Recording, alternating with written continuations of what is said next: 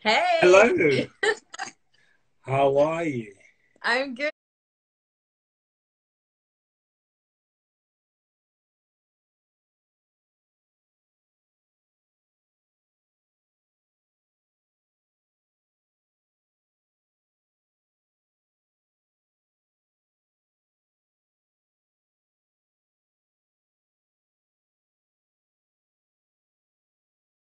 I'm good. How are you? I'm very well, thanks. I'm very well. Wait, give me a second. I'm just going to adjust my camera. No, Is that's that, fine. am I in view? Am I in view? Okay, raise it up a little bit. I'm gonna do the same. Yes, fantastic. How you doing? You okay? Yeah, I'm good. I'm good. How are Uh, you? I'm good. I'm good. How's the lockdown for you?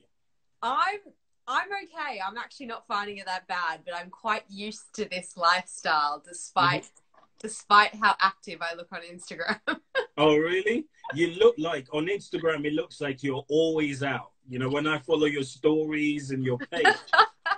So I do a lot in terms of like on the weekends or Hmm. traveling in general, but in the Hmm. UK, I don't actually do a lot. Like I work at home 24/7 anyway. Hmm. Uh, I live alone. I have no Yeah. family in the UK. Yeah. I see a couple of friends every now and again, and on the Hmm. weekends I go to the gym and stuff like that. But I am quite used to being at home a lot, Yeah. and I'm used to being quite isolated or Hmm. on my own. So for me, I'm doing okay in the day, like booked or something. So yeah.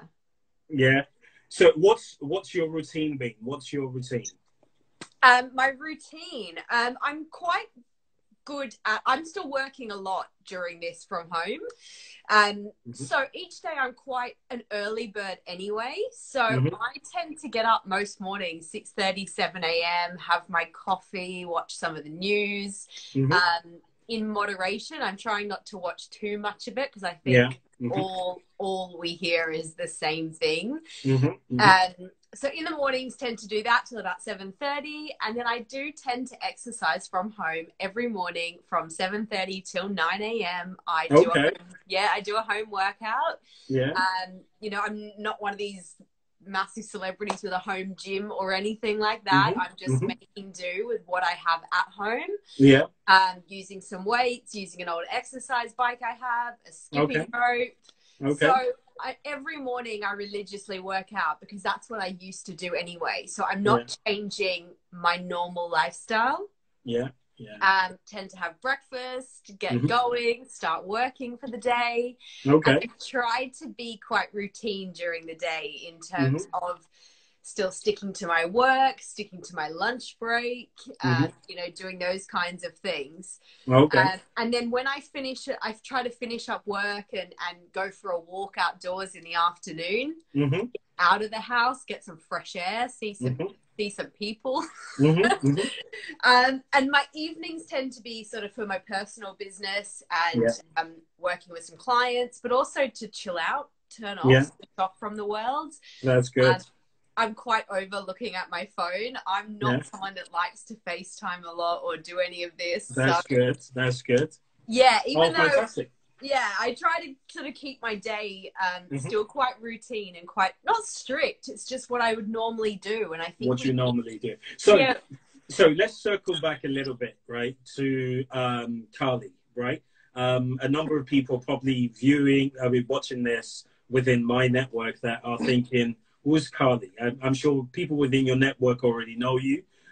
So let's start with that. And by the way, Sharma 1554 says, how are you? I'm not sure if that's for me or if that's for you. I'm guessing it's for you more than for me because we're getting quite a number of lost strokes as well here. So I'm not sure it's me. So let's start with Carli. Okay, so who's Carli Jay?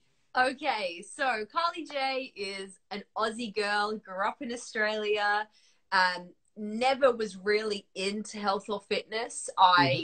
I did play a lot of sports in Australia, but I was always really obese. I was really overweight. I Hmm. grew up loving food, having this culture of always eating. Hmm.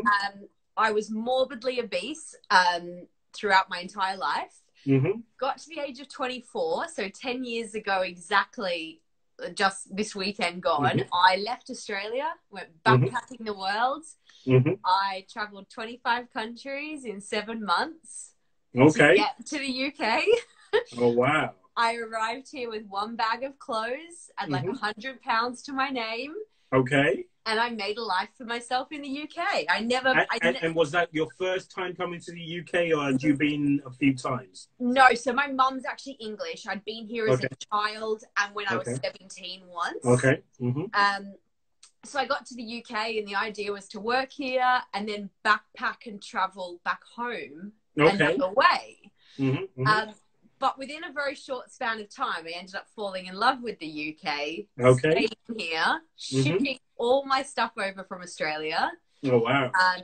Life tended to work out quite well for me here. But I was still really obese, still really putting on a lot of weight. Okay. And it was at that point in 2014, so 6 years ago, I woke up one morning feeling paralyzed. And that was the sort of catalyst in my journey of changing my life and I guess changing and transitioning into this whole life of Miss Carli Jay. Okay, so let's talk about that transformation. I've seen pictures. Those pictures are like, I'm like, is that possible? If I hadn't known you personally, I would have imagined it was one of those, you know, hoax on social media that promises you heaven and then, you know, gives you whatever you can settle with. So I wouldn't have believed if I had not known you personally. Yeah. So it's very inspiring, your story. Tell us more about, you know, what led to that trigger on that particular day 6 years ago or so. So 6 years ago, as I said, I'd always been obese my entire life. And I got to the point I was at my largest. I was 127 kilos. That's 280 pounds. I'm quite a short woman. And I woke up this morning and I felt paralyzed. I literally couldn't move. And I was 28 years old. And I was like, what is going on? What's wrong? As if like it wasn't obvious, my health was getting out of control. And it was at that point I woke up that morning and it was like almost like a mental check. I sort of mentally slapped myself and I was like, Carli, get up and do something. And I'm the kind of person, if I'm happy with life, don't break what's not broken. But the day you feel different or you want to whinge or complain about something, I'm someone that will go and change my life. I won't complain about it. I'll make a change. Yeah. And it was that morning my health was then affected. So I made a conscious decision to do something about it. And at that point, I got up that morning and made the decision that I was going to better my health. I was going to better my life. I was going to start getting active. I was going to start eating better. I just wanted to almost move my limbs, like to make myself, like my cardio system better, my circulation. I never ever thought I could drastically change my weight through my health. I just want, So prior to that, what sort of thoughts did you have about weight loss? Was it, did you think it needed pills to get you to that point? What was your thought? No, I never believed in any stuff like that. Like I had tried fads and diets and all this weird stuff over the years, but I was never a big believer that those things actually worked. I'm a very big believer in they are a marketing tool to make marketing companies money. The word diet to me means to try something for 3 weeks and fail. A diet is not a success story. I'd always been told my entire life I was big boned. It was hereditary. My whole family is big. That's how you are. The word fat never bothered me. Someone could have said, oh, you were fat, or you're obese. And I'd be like, yeah, and? Like, there was no offense in that word, and there still isn't to me. It's a word that's out there. You only take offense to what actually offends you and what you hold. I like that. Say that again, Carli. I like that. You only take offense to what offends you. I love that. You could come at me and yell any insult, and I'd be like, yeah. Like you only allow yourself to be offended. Your emotions you control. So I never was offended by it. I was fat. That was obvious. So what? I traveled the world. I had an amazing life. I didn't care. Yeah. You know, it did not affect me. I was always a really confident girl. I had great friends. I had a boyfriend. I partied. I loved life. It never halted my personality or me. Yeah. But the morning I woke up and it did, I did something about it. And that was the day that changed my life. Yeah, I like that. I like that. So when you say you did something about it, what did you do? So for me, it was about getting healthy. So I started every day getting a bit more active. You know, I did no activity. I watched TV all day from the sofa. I worked all day. I smoked. I drank. I ate calories of food I did not need. I snacked a lot. So I actually got up and started doing a lot of activity. And it wasn't running a marathon. I want to make this clear to people. Day one, and the day you decide to change your life, don't go out for an hour run. You'll hate it and you won't do it tomorrow. Get up and do 15 minutes. That's it. That is day one. That is done. 15 minutes of walking? Whatever you want. I don't care if you want to do star jumps in your lounge room while you watch the news. I don't care if you want to run outside in your garden, chase your kids for 15 minutes, walk the dog. Whatever it is that you will enjoy, that you will want to do again tomorrow, choose that activity. I hate running, so I'm not going to go running for an hour because I guarantee I'll give up. When you want to get healthy or get active, you have to choose activities you enjoy, not what your friend enjoys, not what your mum enjoys. If you don't want to go to the gym, don't go to the gym. And so for me, it was actually on an exercise bike I had at home that was holding up clothes. And I chose to do 15 minutes of cycling while I watched TV. And I probably cycled the slowest I've ever cycled in my life, but I did not care. I had got up and made a start to change my life. That's amazing. And that was it. That was day one. And I think that evening I had a slightly healthier meal. Probably not even that big a difference, but it was slightly healthier. But I felt good because I'd started. And moving forward, what did you do? So after day one... I kept that up every day, whether doing 15 minutes, 20 minutes, 25 minutes. I started to really enjoy it. I was like, oh, I'm going to do 30 minutes today. Or I'm going to come home from work and do an hour and watch a movie at the same time. I started getting really into it and really changing my food and drinking more water and getting better sleep. And as the months started to go by, I was feeling more energized. I was feeling better from doing all this exercise, that I started to see the weight come off. So remember, I was 280 pounds, 127 kilos. And I started to see the weight come off. And I was like, oh my God, I can lose weight. And I know that sounds stupid to some people, but I'd been conditioned for 28 years of my life to be told, you can't lose weight. It's hereditary. You're big boned. That's how you'll always be. So I was like, cool. So I started seeing the weight come off from changing my life and my habits and not sitting on the couch all night, but sitting on an exercise bike. And within 4 months, I'd lost 4 stone. Wow. And it was at that point I joined a gym. So I lost 4 stone in without my lounge joining room. a gym. Yeah, I did it at home. I brought a few little dumbbells off eBay and a kettlebell. And I did, 4 stone in practically about 4 months, watching TV on an exercise bike. I love that. So when next I'm doing a do-over in my living room, I am replacing that couch with the cycling bike or something. And literally, because I used to love TV, I could watch box sets. But I thought, why didn't I just shift my bum from the sofa to the bike?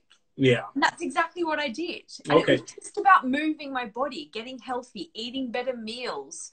You know, I actually love healthy food. I really do. But I was eating 2 bigger portions. Like if you asked me if I wanted some nuts, I'd want the whole bag, not a handful. If you gave me half an avocado, I'd want 2 avocados. Like, so I had to realize that even if I was eating healthy food, I had to bring it down. So I started that when I was 28. And this is 6 years ago, so I'm 34 now. But over the years, as I started to see the weight come off, I decided I was going to prove to everyone that I was going to lose half my body weight in 2 years. And I wanted to do this with no personal trainer, no nutritionist, no surgery, no diets, no fads, no family, no one supporting me. working a full-time job in the office, 55 hours a week. And I wanted to prove that anyone who had the mentality to achieve something for themselves could do it. And all they needed was themselves. Yeah, I like that. So let's say I've started with it, right? What keeps me going? What kept you going? My thing was the day I made the decision to change my life for me, I never looked back. There is not one day I gave up on myself. And I did a post on my Instagram about this today. There's not one day there that I stopped. And I think because I wanted it for myself, it wasn't for a partner, it wasn't for a wedding, it wasn't for kids. You know, I wasn't doing it to look good on Instagram or some stuff like that. I was purely doing this for myself. Yeah. And when I had that trigger in my life, I kept at it. And as I started to see the results, that kept me going as well. So the more I felt better as well, it wasn't just about seeing the weight loss, it was about how I felt on the inside as well. I was feeling more energetic. I was sleeping for 8 hours a night. My skin was looking great. My hair was growing. I was feeling like I was 21 years old and had 10 cups of coffee. You know, I was jumping out of bed at 6 a.m. in the morning, craving to go to the gym. Not going out to a bar. I stopped smoking. I stopped drinking. You know, I just felt good. And for me, that's what kept me going. And as I started to see the results, it was like a good hobby or a good passion, not an addiction. I thoroughly enjoyed how my life was changing for the better. I felt more positive in myself. I felt happier. I was always a happy, positive person, but I started to feel even better. And it got to the 2-year mark and I lost 140 pounds in 2 years. Wow. That is amazing. 141 pounds in 2 years. 140 pounds in 2 years. So 40 pounds in 2 years. Wow. So let's you know, sort of take a few steps back and look pre-losing that weight. Were there any emotional blockers that you had that kept you obese, as it were, apart from, you know, the conversation in your head that said, well, it's hereditary, you're always big boned? Were there other self-esteem related or any of those things? No, see, this is the funny thing. I really didn't care. I don't know if I can swear on here, but as a typical Aussie, I didn't give a shit. I did not care I was overweight because it never affected my life. I was really popular at school. I always had a boyfriend. I had amazing friends. I was really popular in my year, in my final year of school. I was going out partying. I had a crazy life. Nothing bothered me about being big.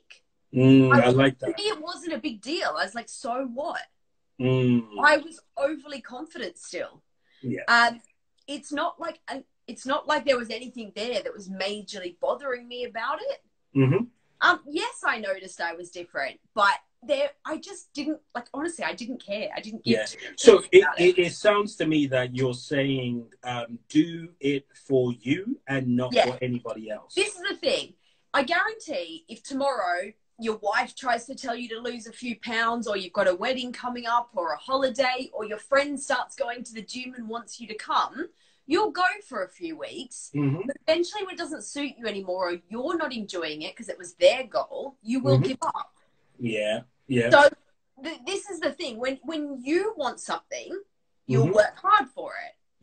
It's like if you were going to get 10,000 pounds for doing a goal, but your friend wasn't, would your friend still do all the tasks with you, knowing they get nothing? Yeah. It's this thing. It's a mentality thing. If you want something, you'll work hard for it. Yeah. If you don't want it, you'll pretend you do for a bit, and then you'll be like, what am I doing this for? Yeah. So there's an element of, like, it's like the whole diet thing. People will try a diet for a few weeks and then they'll stop. You've got to believe how much you want something. Like point.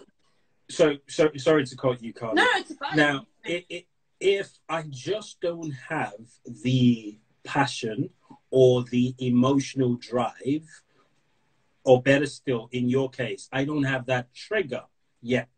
How do I then propel or some sort of inner force to make me do it for me and not for anybody else? Because at least my husband's probably, you know, ringing in my ears. So I've got someone to be there constantly nagging, right? I've got a wife, I've got a wedding coming up. You know, there's something tangible in front of me.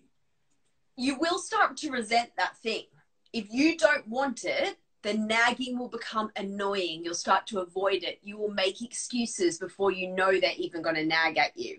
It's like that thing when you say to friends, let's catch up soon, let's catch up, or we don't have enough time to do things. We make time for the things we want in life. We make excuses for the things we don't. I like that. It's a known fact. We do it for everything in life. If you want to do something, if you were the busiest person in the world tomorrow, you have no time to do anything, and a friend says, let's go for a coffee, you're like, no, I'm busy. Someone want to come drive a Lamborghini with me around a racetrack, you will find time to do it. It's about how exciting, but it's about how exciting things are to you in life. Yeah. And you were saying about what's going to drive you. If you have a goal, and my whole story is not just about weight loss. My whole story is about going for anything you want. If you want to move to another country, if you want to travel the world, if you want to save 10,000 pounds, if you want to buy a McLaren, if you want to buy your dream home, get a dream job, whatever your goal is, you want to run a marathon, whatever it might be. If you decide tomorrow you want to do something, you have to think, why am I doing this? Who is it for? What does it mean to me? If you've suddenly come up with this magical idea to do something, there's got to be a reason behind it. Yeah. You don't just go like me and go, I want to run a marathon tomorrow. I'd never set that goal for me unless I really wanted to do it. Yeah. So if you are setting yourself a goal, it's obviously for a reason. Yeah. So same with weight loss. If you're suddenly wanting to lose weight, why? If you don't really make an effort to do it, do you really want it? Do you want it? Are you lazy? Do you not care for it? Does it actually mean something to you? Those are really tough questions. Well, this is the thing. You have to, don't be shameful to analyze yourself or get rid of your own toxic habits. We all have toxic habits. And it doesn't mean you're hating on yourself if you analyze yourself. Yeah. I think people really get confused. If you want to change yourself, people assume you hate who you are. No. I loved myself so much, I wanted to change. Just because someone wants to lose weight doesn't mean they hate themselves. I loved who I was. I loved myself. I loved my body at 280 pounds. But I wanted to change to make myself better. And there was nothing wrong with that. Fantastic. So now, what were experiences that you had? Sorry, I just need to clear that. What were experiences that you had after you had lost the weight? Did people start to treat you differently? And how did that how do you manage that? Yeah, it's quite funny. So there's a bit, well, obviously people who follow me will know I've written a book, and actually in my book, there is a chapter about this. So as I lost the weight, I wrote this whole story, I wrote this whole book. And in my book, I've actually included things about this question. Okay. Because I wanted to show people about the mentality of people big versus small, how you are treated. And people, my friends and my family, like most people have not treated me differently. But there is some people or strangers that I get comments like, oh, you don't look like you would have been a big person. I was like, what's that meant to mean? How do big people meant to look if they lost weight? Like there's all these weird comments that I've had. Some friends and family have treated me differently since I lost the weight. But it's particularly people that I've met that I know I probably wouldn't have met if I was still big and obese. Yeah. Certain scenarios in my life I would not be experiencing or having the opportunity to do because I'm now a slimmer woman. And it makes me look at some industries and go, they are still very shallow despite them preaching body confidence and body positivity. I'm like, no, you're not. You're jumping on that bandwagon. Yeah. It's so only convenient for them. They only do it convenient. There's a lot I can go into on this topic, but in my book I do write about it because my book is a whole story from my childhood. It's literally a biography through the whole weight loss journey, but also the aftermath of losing weight and the maintenance and how to now go about your life. Don't put it all back on. That with any body goal, there is no finish line. For me, it's a lifestyle. I now have to keep up being healthy, keep up being fit. You know, it's not that you lose weight and you go, wow, I'm done, let's go out and eat cake. You know, I'm not a puppy, don't reward me with food. You know, because this is what people do. I like that. I might actually steal that. Don't reward yourself, you're not a puppy. Well, it's like people that stop drinking alcohol for a month, and how do they celebrate? They go out and drink alcohol. Yeah. I'm like, I don't get it.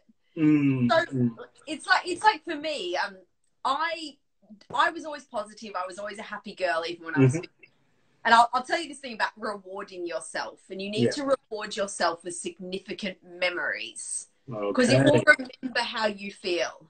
And to this day, I can remember a certain thing that when I was 28, I went to Dubai, and all I ever wanted to do in my life was skydive. Okay. They told me no. And I was like, what? No one tells me no in life. I do what I want. And I was shocked I couldn't skydive because of how big I was. Wow. I was pissed off, to say the least. I got all the way to Dubai to skydive for my 28th birthday. Yeah. And I couldn't. So I was pissed off. Yeah. So when I lost 50 kilos, my friend said, what should we do? Should we go out for a meal? And I said, no, I'm not rewarding myself with food. I said, we're going back to Dubai and I'm skydiving. I like that. I like that. And I did. Yeah. I went so all the way your reward became even so inspiring yes. for you to keep going, as opposed to something that was momentarily. Yes. So to this day, when I tell this story, I get goosebumps. I remember that feeling of success, of being able to go back and jump out of that plane. And I giggled the whole way up and I giggled the whole way down. And the guy said he's never seen someone so excited to jump out of a plane. Because you knew where you were coming from. This meant more to me than a skydive. And to this day, 6 years later, I get goosebumps telling that story. Now, if I hadn't been out for a bloody slice of cake and a meal with my friends, do you think I'd remember that moment? No. But to this day, I will always remember that skydive, because when she checked me in and she weighed me, I almost cried. I dropped to my knees. And my friend said, we haven't even jumped yet. I was like, I don't care. I'm going. And I was so happy. I've got the video on my YouTube channel. So let's pivot a little bit and talk about body shaming. Okay. We get that a lot, and men get body shamed just as much as women also get body shamed. What's your point of view about body shaming? It's ridiculous to me, because I believe everyone's perfect and no one's perfect at the same time. We are who we are. We are on this earth one time only. This is not a dress rehearsal. We are not coming back to do it again. So why are we sitting there shaming other people for who they are or what they are? I don't get it. I know it's a sort of a thing where you grow up in school, kids can be nasty, people can be bullies, it goes into teenage years, into adulthood. It's more prevalent in women, but now it is in men as well. People look at each other and they're shaming each other and saying, I don't like that about someone. I'm like, who are you to say? Like, I'm so baffled. But it will always happen in this world. There'll be trolls, there'll be bullies, there'll be people shaming each other. And I always think, what does that bring to your life? What does it bring? What is it giving you?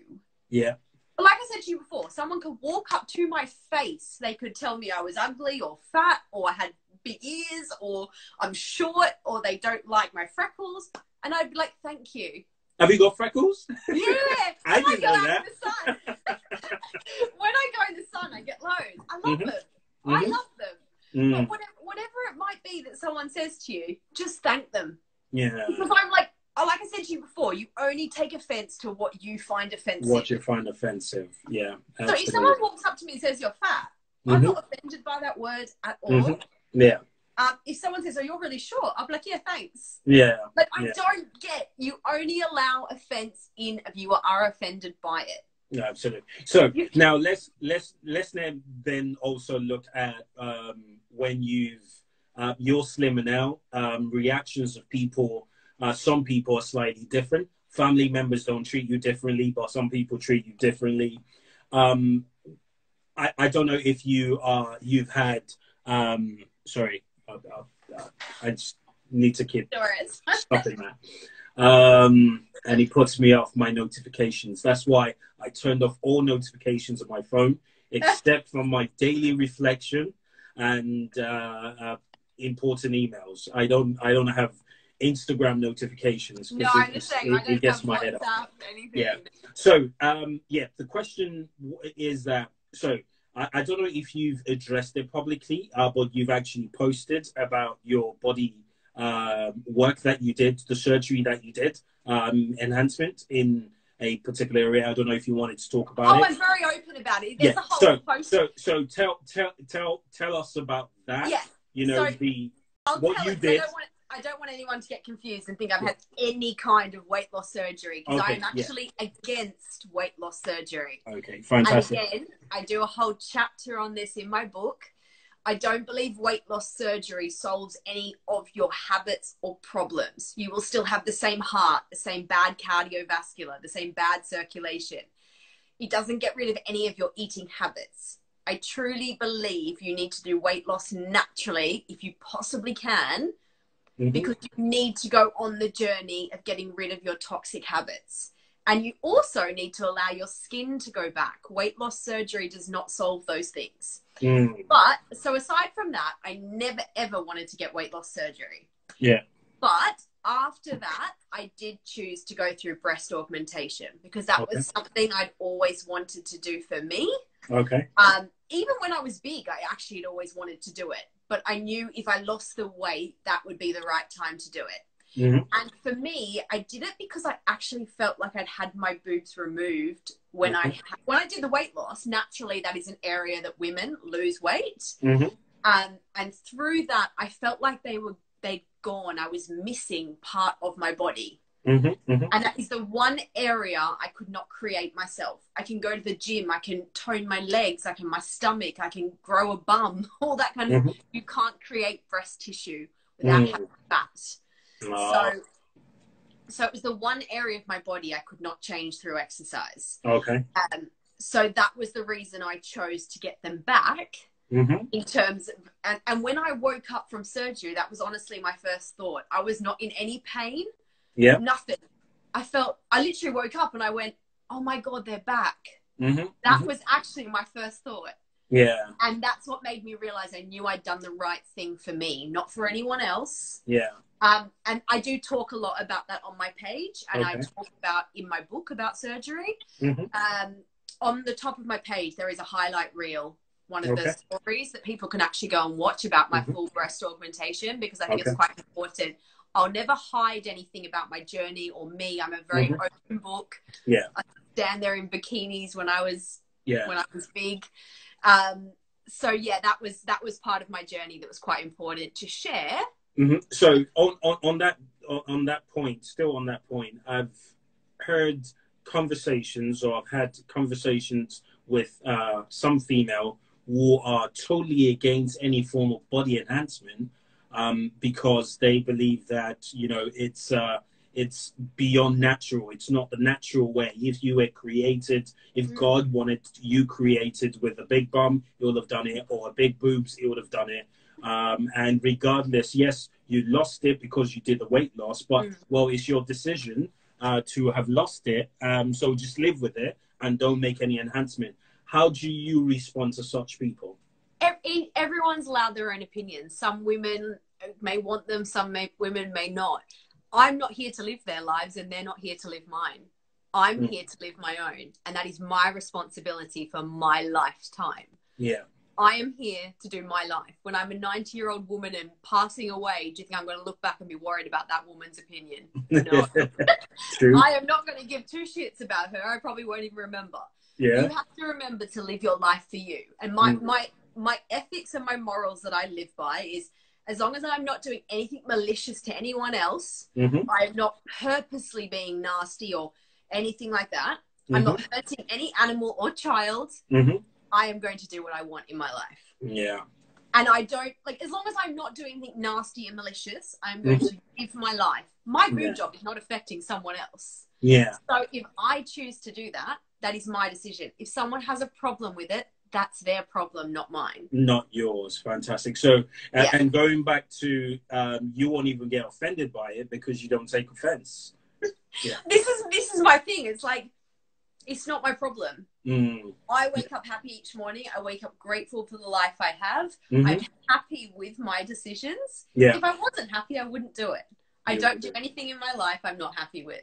Yeah, I like that. So let's talk about happiness through COVID. Okay, mm-hmm. we are in a situation where we've had our lives turned upside down, and it's been a struggle for most people because for some people, for the first time, they are waking up with the reality of living with themselves. From some other people, it's the reality of living with a person that they chose to live with. So, and that's minus the economic concerns that are at the forefront of most people's minds, what's happening to the jobs, the economy, and the rest of stuff. So how do you maintain happiness through COVID?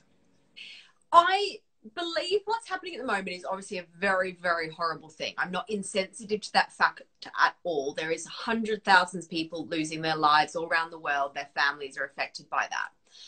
I do believe other generations have lived through worse scenarios. Mm-hmm. I'm not lessening what's going on at the moment at all. I do believe it's bad, but I'm always someone that in any situation in life, I'm going to see either a silver lining or be positive and hopeful. Mm-hmm. Now, I say on my page, being positive doesn't mean you're happy 24/7. It means, you know, brighter days are coming. Mm. So there is nothing wrong with being positive in a bad scenario. Mm. You have to be optimistic in times like this. Bad things and being negative is not going to help you mentally or pull through scenarios. Yeah. I truly believe you have to see happiness in a situation, even in a bad time. And this is awful what is going on in terms of people losing lives, the economy, people losing jobs. You know, there is going to take a lot for us to recover from this. But me being negative or being sad is not going to assist in that scenario at all. Mm-hmm.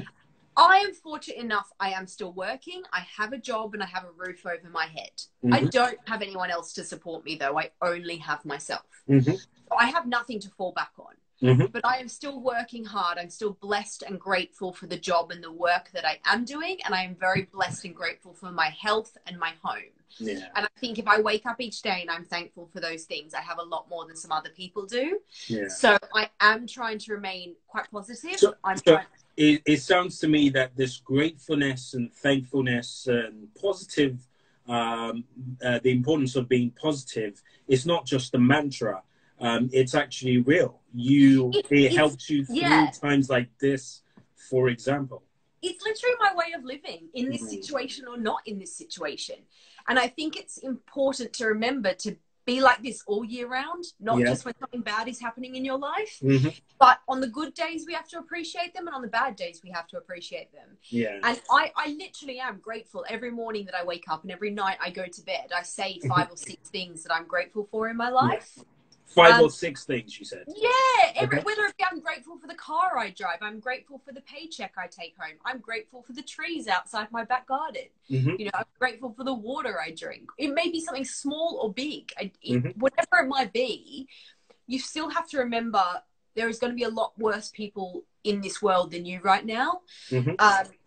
I also believe in our generation, being told to stay at home and stay healthy is not as bad as some of our, you know, our parents or our grandparents have been through in certain countries and situations. Mm-hmm. And, you know, decades ago, being told to go out and fight for war, cities being bombed, children dying, people being slaughtered. There is a lot worse things that could happen. We've just been told to do a timeout, really. I know, yeah, exactly. I know we are losing lives through this. I'm not dismissing that at all. People are still dying. Mm-hmm. But for the majority of the world, we are being told to stay at home and stay healthy. Mm-hmm. We're not told to be going out. We're not, you know, we're not fighting for war. We're not slaughtering each other. Mm-hmm. Yes, there is a silent killer out there at the moment in this virus, but I truly believe we will get through it. We will be okay. Yeah, we'll look back at this one day and be like, oh my God, what the hell was that? Mm-hmm. Mm-hmm. But I believe you always have to see some optimism and positivity in any situation, and you will get through anything in your life. I like that. Yeah. Yeah, and that's so powerful. So I'm trying to make this as short, as sweet, and as possible, so it's not a long one. For those who are watching, I really appreciate Oppie. I appreciate you watching and the thumbs up, and everyone that's put love struck. I really appreciate the time that you've created to join. But let me round off with a few points on the positivity piece, Carli. Apart from your 5 to 6 things that you write down every night before you go to bed, that you're grateful for, what are the other routines that you can have that will help with, maintaining a positive mindset? I have a list of things that make me happy in my phone, and it can add to it anytime. You can take things off, like literally in my notes section. The little things in life that make me happy, whether it be my cat, music, certain food, going out for a walk. And even myself, who is an incredibly positive person, I will too have struggle days where I lack motivation. I don't care to do anything. I feel blah today. I look at that list and I pick things off, whether it be go for a 10-minute walk, whether it be have a chat with a friend, whether it listen to an old album of songs that make me happy and jump around my lounge room. Yeah. But you have to get yourself out of a funk. And I guarantee if you know that you can count on yourself, you are your own best friend. You are the only person in this world you will spend your entire life with. Absolutely. You are the only person you know you can count on. You are your own lover, your own best friend. You are your #1 fan. And if you truly believe that, you can get yourself out of any situation. And that's what I use to remain positive, because I know I am capable of doing anything I set my mind to. And when you believe that, humans are a very powerful thing. Yeah. That we sometimes lack. We feel we need others to depend on stuff. We feel we need courses and things in the media that we see to be successful. We don't. We need ourselves. I like and when you, like with the grateful and being blessed and all that kind of thing, you may also have other things that you choose to look at, like faiths or religion and things that keep you going. Whatever you believe in, whoever you believe in, whatever it might be, don't lose sight of that, but also don't lose sight of yourself. Of yourself. Think of also the good times that will come. We will get out of this. So it's always thinking about the good things. And any time a bad situation or anything enters your mind, it's okay to accept the thought. Don't dwell on it and let it flow out of you. But I have this thing, instead of creating worry and anxiety, if something is not going to matter to you in 5 years' time, don't give it more than 5 minutes of your thoughts right now. I like that. Say that again, Carli. If something is not going to matter... This is the third time you're making me repeat yourself, because you're dropping some really good gems. Say that again. I got gems for days. Say that again. Say that again. If something is not going to matter in 5 years' time in your life, do not give it more than 5 minutes of your thoughts right now. So it's okay to have a bad thought, and it's okay to accept it, think about it, and let it go. And that is the best piece of advice I can give to anyone with anxiety, with worry, with stress. Yeah. How important is that thing in your life? If you're having a bad day at work and someone's pissing you off and you want to write a bad email back to them, think about it. If you're having a fight with someone, does it matter? Yeah. If your partner didn't do something they were meant to do, does it matter? We start to worry so much about stuff that does not matter in these times. Yeah. And even when we're not in a pandemic, stop allowing yourself to give energy to scenarios that don't deserve it. Yeah. It is okay to be selfish. Preserve your energy. Use it for better things. Yeah. Yeah. I feel we waste so much time. And there's a logic. There's something I believe in personally. I believe that we only have one source of energy we draw from as human beings. It's the same pot of the same source you draw the energy to remember your to-do list. It's the same pot you're drawing the energy to pick up a spoon and put food in your mouth. It's the same pool of energy.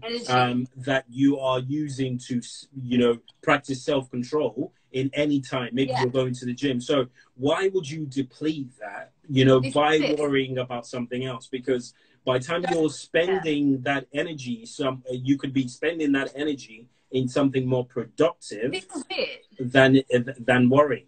The thing is with you drain your energy, and then you don't have enough energy to do the good things you want to do.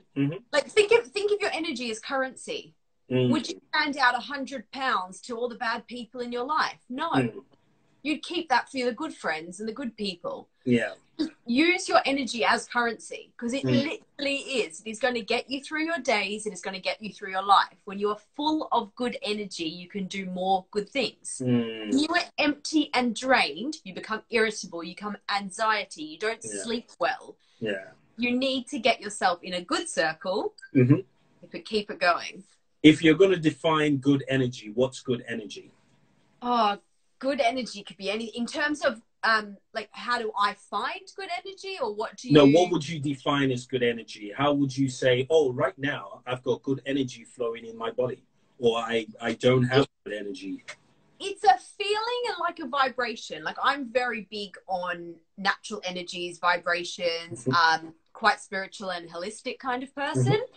Energy is something you feel and you create from yourself. You can't fake it. People can't read it any other way. It's like, my best way of describing it is when you walk into a room and you get a good feeling from someone. You're feeling a good vibration. You're feeling a good energy from them. It's the same thing if you walk into a scenario and you don't feel a good vibe. You don't feel a good energy. Yeah. So how do you create that energy in that case? Because it's well and good if that energy is triggered by somebody on the outside. How do I then create the energy? I'm someone that with energy, I have to reset myself. I like, someone said good energy is progress and a lot more positives. I like that as well. Yeah. Go on, Carli. Yeah. I say energy is something you have to create within yourself. Like I said, you can't fake it. It's something you have to find that's personal to you.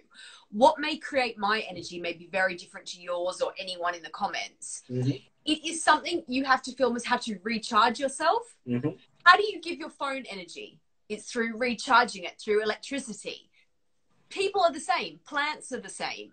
How does a plant grow? It gets sunlight. Humans are the same. We need something to nurture us, to make us grow and be full of good energy and good vibes. Yeah. So I believe you have to find what recharges your own soul. For me, I'm someone that, like, even if I go out in public situations in a big day, I get this feeling that I need to come back home and like recenter myself and recharge and be full again for tomorrow. Yeah. It's kind of that thing. So everyone's energy levels will be different, whether it be eating good food, whether it be getting a good night's sleep, whether it be having a bath, self-love, self-care. Creating energy has to come through you, like the person said in the comments, through progress, through positive things. So whatever positive things are for yourself, could be listening to a whole album of the best music you love, lying in your garden with your dog. You feel great after that hour. If you go and have an argument with someone for an hour, it's going to deplete your energy. So I believe your own energy comes from the things you love versus the things you hate. Yeah, I like that. It's fine. How you doing? Thank you for joining. And I totally agree with you. And just in addition to that, I feel one of the reasons why it's difficult for us to really create this positive energy most times is it requires work on our side. It requires us to take that second, pause and notice what gets us ticking in the first place.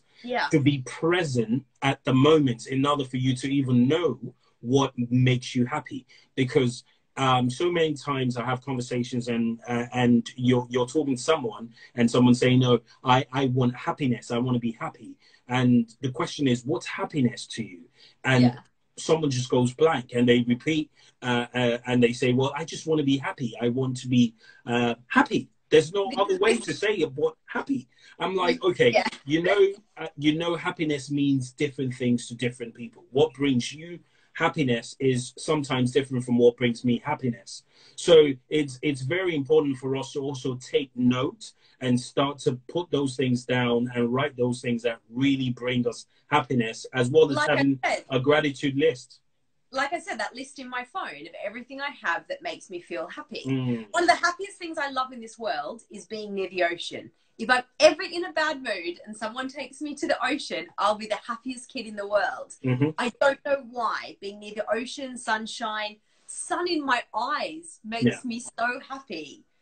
But the thing is, everyone will have something different. So when you don't have that sun in London, like we didn't have the sun today and it was raining, what do? Do you open up a picture of a sun? I still appreciate the rain. I appreciate the rain. I think it's beautiful. You know, when people go, oh, it's a miserable day outside. I'm like, no, change that. It's a beautiful day outside. Look at the rain. Look at the green. You know, smell the rain. I appreciate the weirdest things though. Like, I'm not someone that cares for handbags or fancy items or jewelry or clothes. I couldn't give a shit. I don't get me wrong. I love money. I love holidays. I can tell from your page. I don't care for some of these items that some people have brought happiness by. So you have some people may love that. That may bring them happiness. Yeah. But you have to find what makes you happy, and that is not selfish. Never ever feel selfish for putting yourself first. Because if you are not full, you can't help the others around you. When you are at your best, you're better off. You would never tell your friends to put themselves down. You'd never tell your family members, oh, don't do that for you. Yeah. So don't deplete yourself. Like, it is okay to want to put yourself first. There is nothing wrong with that. Yeah, absolutely. I like that. Okay, so let me ask the last question, because I know you've got to go, and we've almost I'm fine, honestly. We've almost talked for about an hour or so. But if I hit a roadblock in my life, where, yes, I used to be positive, and a trauma or something happened to me, that has made it very difficult for me to get myself to that point where I motivate myself. Yes, it starts with me, but I've lost me along the line because of what I went through. How do I get back into that routine of being positive?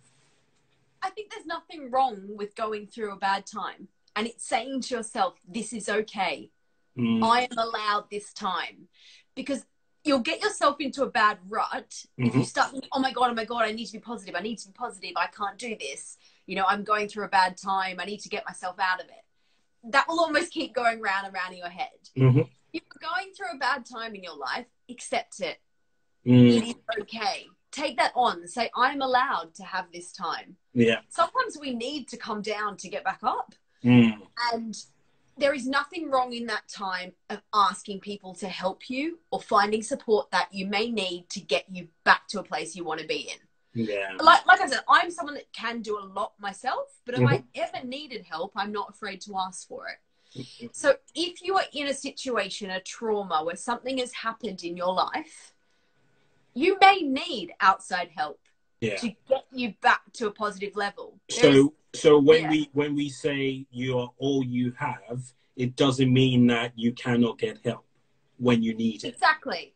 You are still all you have in a way. You've still got yourself. And that, I think, is any trauma you go through in your life. I'm not saying you're all you have in this world. There is things around you, but you will always have yourself. Yeah. Yeah. Don't forget that. Yeah. Even in the worst possible state in your life, I can guarantee, if I had no one around me, I had nothing else in my life, I know wholeheartedly I still have myself, and that is enough for me. Yeah.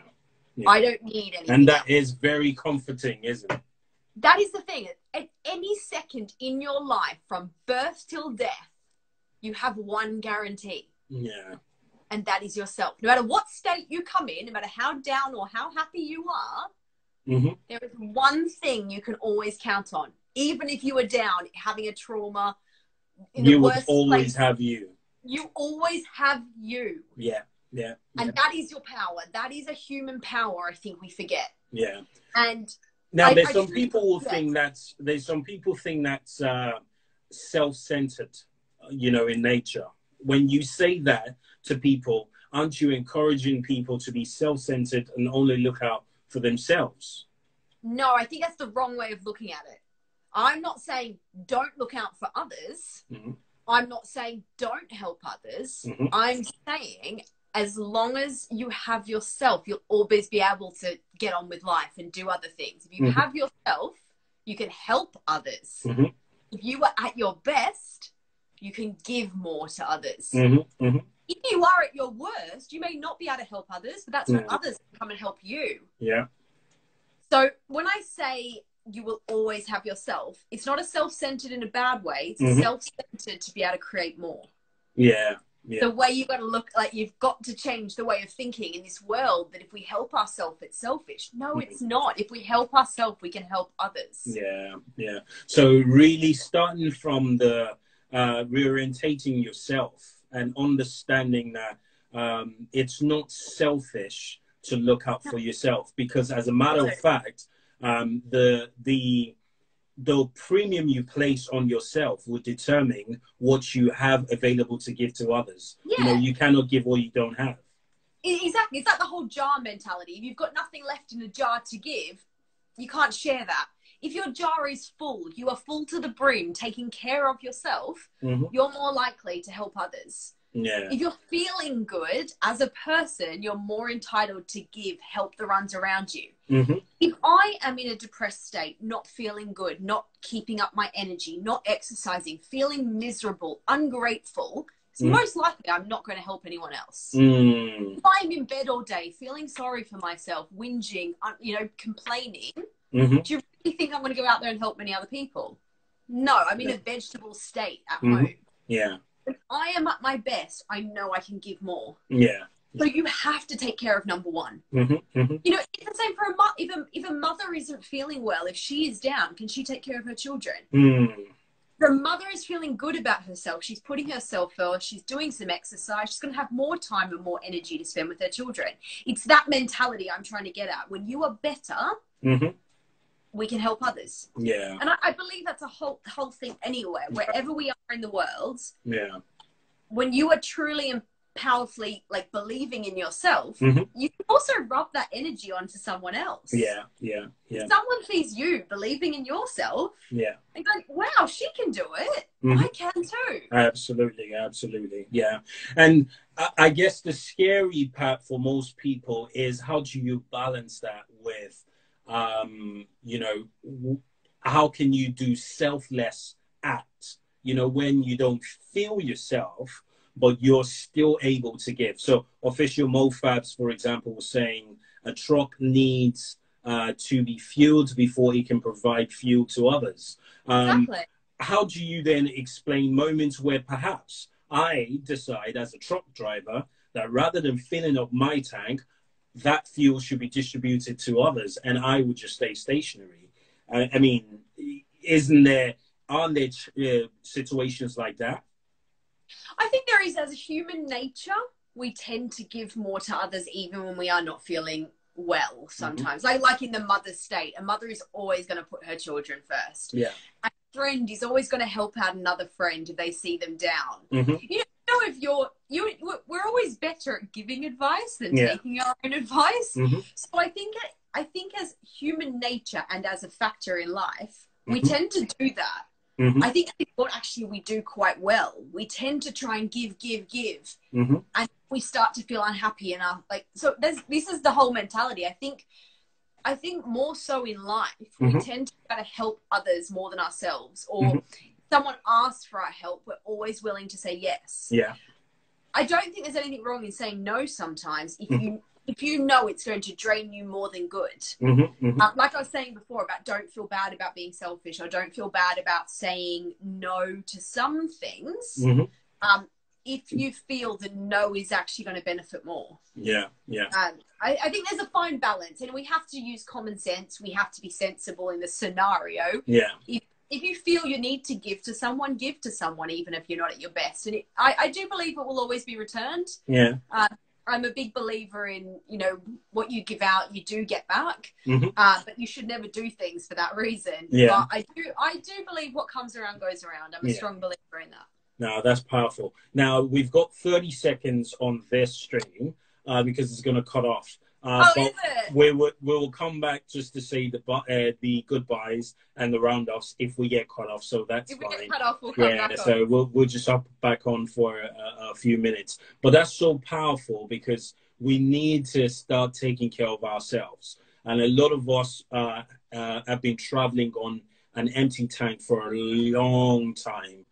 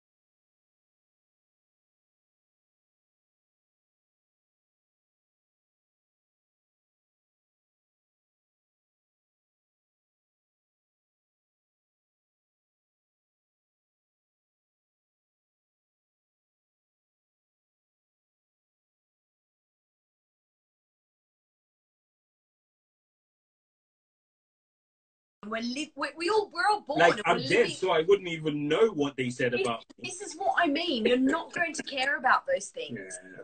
So whether we're in a pandemic or not, people need to start living their lives for them when we can.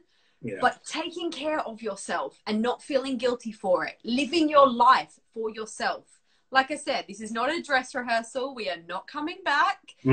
We've learned very quickly how things can be taken away from us. So when we can live our life, do it. Do it well. Live life for you. Stop worrying about the stuff that does not matter. Stop worrying what people think of you. And I can say that through my whole journey and the book I've written, that's how I live my life. Like, where can we get the book? Where can we get that book?